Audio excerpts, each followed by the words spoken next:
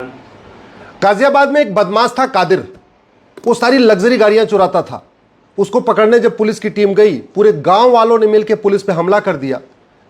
Police वाले घायल हुए और उसमें सिपाही सौरभ कुमार बलिदान हो गए।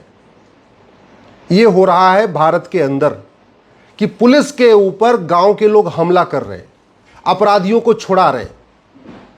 दूसरी घटना मणिपुर से, वहां पे कुलदीप पुनिया जी को आतंकवादियों ने मार दिया। तीसरी घटना गोरखपुर से, 25 किलो दूध से 40 कुंतल पनीर बन रही है। 25 किलो दूध और पनीर कितनी बनी? 40 कुंतल। सारे जहरीले सामान पड़े हुए हैं। आप जरा सोचिए, 40 कुंतल पनीर जो लोग खाएंगे उनके शरीर में क्या होगा, उनकी किडनी का क्या होगा, उनके लीवर का क्या होगा, उनके बाकी शरीर के अंगों का क्या होगा। ये सब भारत में क्यों चल रहा है जानते हैं? क्योंकि यहाँ का सिस्टम घटिया है। यहाँ सरकारें बदल रही हैं, सिस्टम नहीं बदल रहा है, इसलिए कोई भी चीज़ें ठीक नहीं हो रही हैं।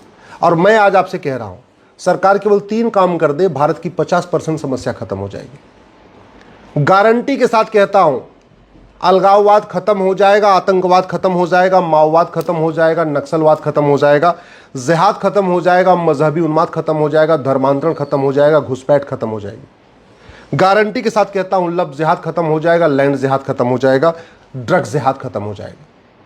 फिर कोई हमारे पुलिस के लोग नहीं मारे जाएंगे, हमारे सेना के लोग नहीं मारे जाएंगे। फिर किसी की हिम्मत नहीं पड़ेगी नकली दवा बेचने की, नकली दूध बेचने की, नकली पनीर बेचने की। केवल इतना करना पड़ेगा, शिक्षा व्यवस्था बदलना पड़ेगा और कानून व्यवस्था बदलना पड़ेगा। जितने भी अवैध काम होते हैं वो सब के सब कैश में होते हैं। यानी अगर कैश को रोक दिया जाए, अवैध काम रुक जाएंगे।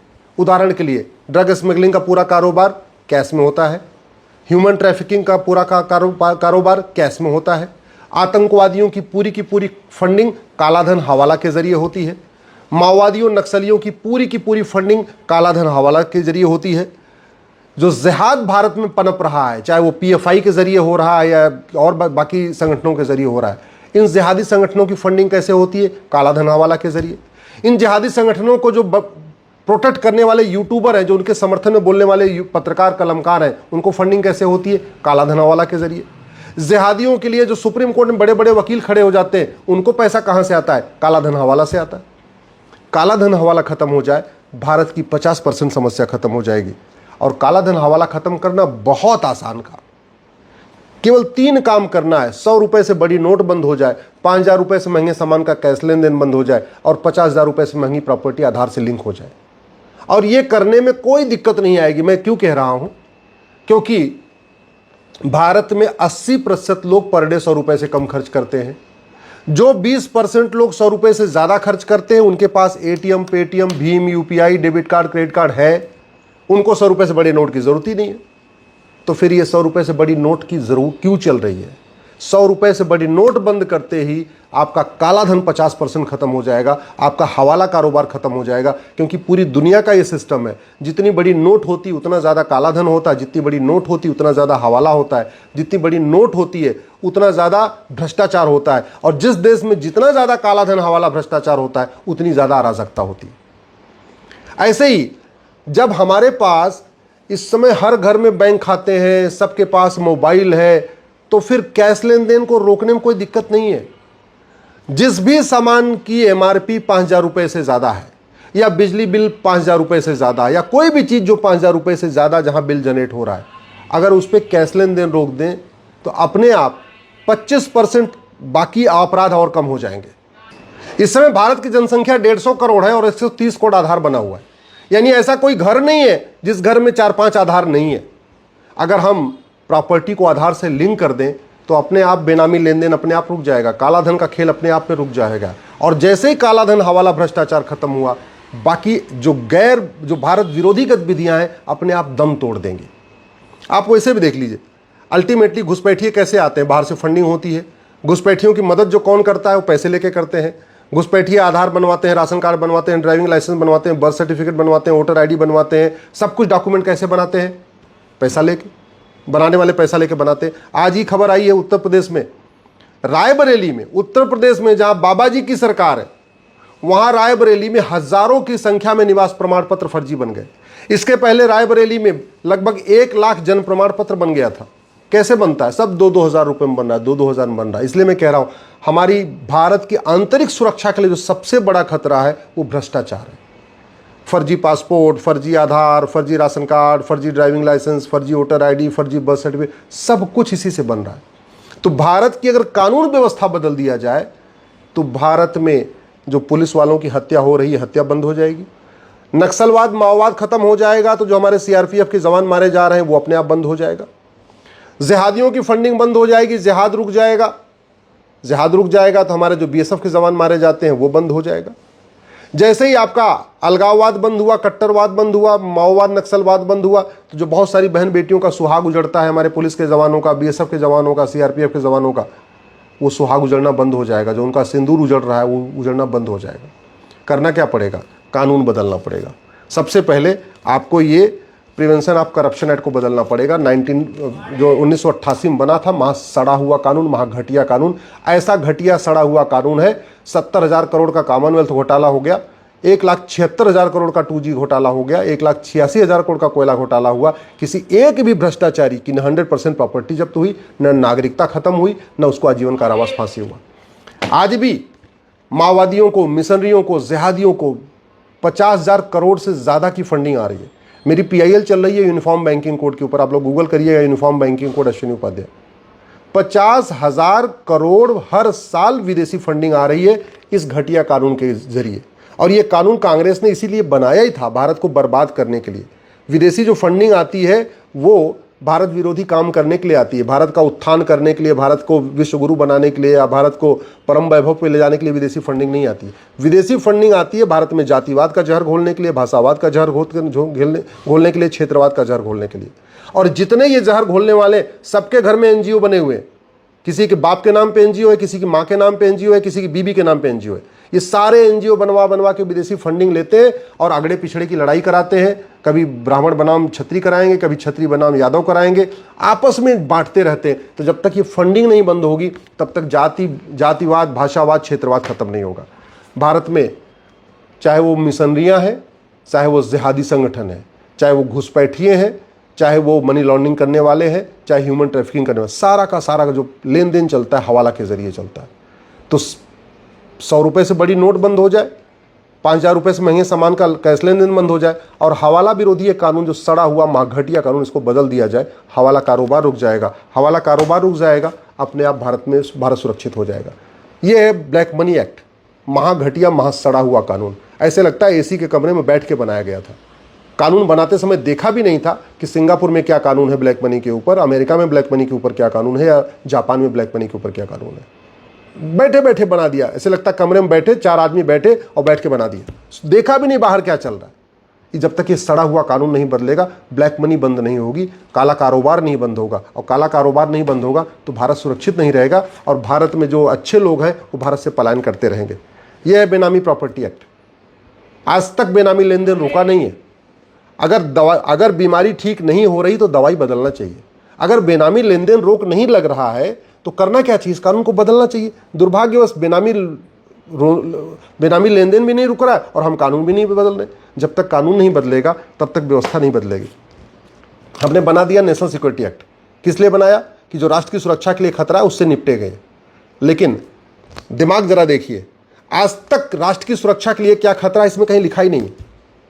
तो होता क्या है, DMK की सरकार, तमिलनाडु की सरकार यूट्यूबर मनीष कश्यप के ऊपर NSA लगा देती है, लेकिन जिहादियों, माओवादियों, मिशनरियों, घुसपैठियों पे नहीं लगाती है। इसलिए कह रहा हूं, इस नेशनल सिक्योरिटी एक्ट में लिखना पड़ेगा कि राष्ट्र की सुरक्षा के लिए क्या क्या खतरा है। लब जिहाद, लैंड जिहाद, धर्मांतरण, घुसपैठ, ये सब हमारी राष्ट्र की सुरक्षा के लिए खतरा है। इसमें क्लियरली लिखना पड़ेगा, तब राज्य सरकारें लगाएंगी। हमने बना दिया ऑर्गेनाइज क्राइम, गुजरात में गुजकोका, महाराष्ट्र में मकोका, लेकिन ऑर्गेनाइज क्राइम क्या क्या है हमने कहीं लिखा ही नहीं। धर्मांतरण ऑर्गेनाइज क्राइम है, घुसपैठ ऑर्गेनाइज क्राइम है, ऐसे जो अपराध ऑर्गेनाइज, लब जिहाद ऑर्गेनाइज क्राइम है, हमने लिखा ही नहीं। और मैं फिर से कहता हूं, इस भारतीय न्याय संहिता के स्थान पे अगर अमेरिका का ये फेडरल पिनल कोड लागू कर दिया जाए, नहीं दिमाग लगाना मत लगाइए, कॉपी पेस्ट मार लीजिए, ये अमेरिका का फेडरल पिनल कोड, ये मैंने अमेरिका से मंगाया, इसको पढ़ने के लिए मंगाया था। केवल इस भारतीय न्याय संहिता के स्थान पे ये कानून लागू हो जाए, में 50% अपराध खत्म हो जाएगा, क्रिस्टल क्लियर। जज चाह के भी किसी को जमानत नहीं दे पाएंगे, जजों की मनमानी बंद हो जाएगी। आराम से बहुत अच्छी तरीके जांच भी पूरी हो जाएगी टाइम पे और सबका जो है फैसला भी हो जाएगा। पूरी दुनिया ने नार्को पॉलीग्राफ ब्रेन मैपिंग कानून बना लिया, झूठ को गंभीर अपराध घोषित कर दिया। हमने आज तक झूठी गवाही को गंभीर अपराध नहीं घोषित किया, झूठी जांच को गंभीर अपराध घोषित नहीं किया, झूठी एफआईआर को गंभीर अपराध घोषित नहीं किया, झूठ पकड़ने के लिए नार्को पॉलीग्राफ ब्रेन मैपिंग कानून नहीं बनाया। जब तक कानून नहीं बदलेंगे तब तक व्यवस्था नहीं बदलेगी। हमारे पुलिस के जवान भी मरते रहेंगे, हमारे सेना के जवान भी मरते रहेंगे, सीआरपीएफ के जवान भी मरते रहेंगे और नकली दूध, नकली घी, नकली पनीर, नकली मावा, नकली मिठाई खा खा के आम जनता भी मरती रहेगी। पुलिस एक्ट 1861 का चल रहा है आज तक, क्यों नहीं बदल रहे इसको? सिंगापुर वाला कानून हम क्यों नहीं अडॉप्ट कर लेते? अमेरिका का कानून क्यों नहीं अडॉप्ट कर लेते? दुनिया के और देशों में पुलिस एक्ट बने हुए हैं, क्यों नहीं हम पुलिस को स्वतंत्र और निष्पक्ष बना रहे? क्यों हमने पुलिस को सत्ता का गुलाम बना के रखा हुआ है? जब तक कानून नहीं बदलेगा व्यवस्था नहीं बदलेगी। लोग फर्जी कॉन्ट्रैक्ट से परेशान होकर आत्महत्या कर रहे हैं और फिर भी ये फर्जी कॉन्ट्रैक्ट देखिए 1872 का है, आज भी चल रहा है 1872 कानून। सोचिए, चंद्रमा पे पहुंच गए, अग्नियान, सूर्ययान, मंगलयान बना लिया, सूर्य पे जाने की तैयारी चल रही है, लेकिन कानून 1872 वाला चल रहा है, जिसके कारण बहुत सारे बिजनेसमैन आत्महत्या कर लेते हैं इस घटिया कानून के कारण। वंदे मातरम का अपमान किया जा रहा है, क्यों? 1971 का कानून महा घटिया, महा सड़ा हुआ है। इसमें हमने वंदे मातरम को न राष्ट्रगान घोषित किया, न राष्ट्रगीत घोषित किया, न इसकी कोई म्यूजिक बनाया, न कोई प्रोटोकॉल बनाया। तो जब देखो तब लोग वंदे मातरम का अपमान करते रहते हैं। जंगलों पे कब्जा होता जा रहा है, क्यों? 1927 का कानून चल रहा है। सोचिए जरा, कहां से कहां पहुंच गए। कानून 1927 का, फॉरेस्ट एक्ट 1927 आपको दिख रहा होगा, ये कानून चल रहा है, आज भी चल रहा है। भारत की एकता अखंडता की रक्षा के लिए हमने यूएपीए बना दिया, अनलॉफुल एक्टिविटी। लेकिन अनलॉफुल एक्टिविटी क्या है इसमें हमने लिखा ही नहीं। लव जिहाद अनलॉफुल एक्टिविटी है, ड्रग जिहाद अनलॉफुल एक्टिविटी है, लैंड जिहाद अनलॉफुल एक्टिविटी है, घुसपैठ अनलॉफुल एक्टिविटी है, धर्मांतरण अनलॉफुल एक्टिविटी, कहीं लिखा ही नहीं है। नतीजा क्या है? यूएपीए लग ही नहीं रहा है। यूएपीए केवल आतंकवादियों पे लग रहा है, जबकि आतंकवाद से ज्यादा खतरा हमारे लिए लव जिहाद, लैंड जिहाद, ड्रग जिहाद, घुसपैठ जिहाद, धर्मांतरण जिहाद, जनसंख्या जिहाद है। आतंकवादियों से सेना लड़ लेगी। भारत के अंदर जो जिहाद चल रहा है इसके लिए तो कानून बनाना पड़ेगा। कानून ही लड़ेगा ना, व्यक्ति तो नहीं लड़ सकता। हमने कानून बदला ही नहीं।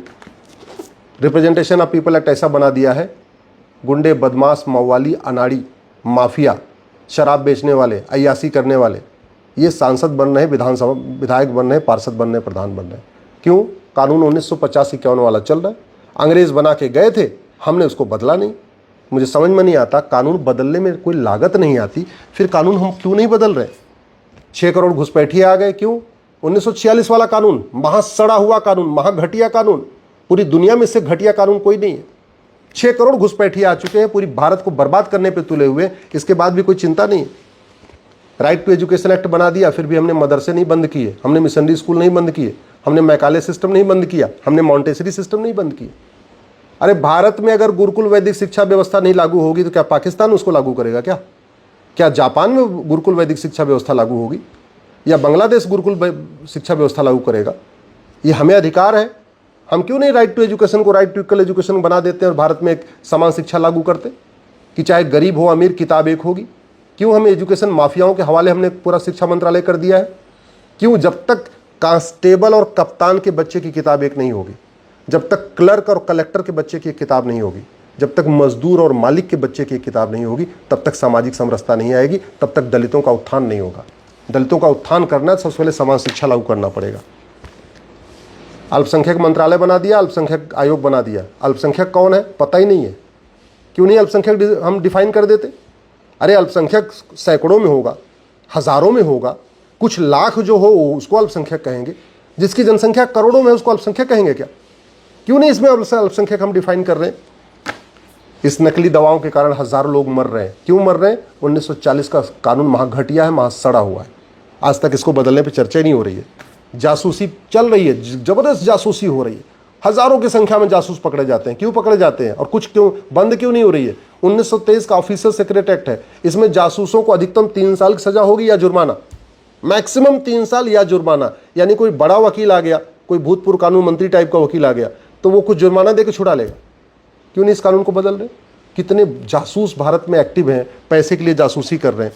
और सबसे बड़ी बात ये, हमारी युवा पीढ़ी बर्बाद हो रही है, नशेड़ी बन रही है, गांव के गांव नशेड़ी होते जा रहे हैं।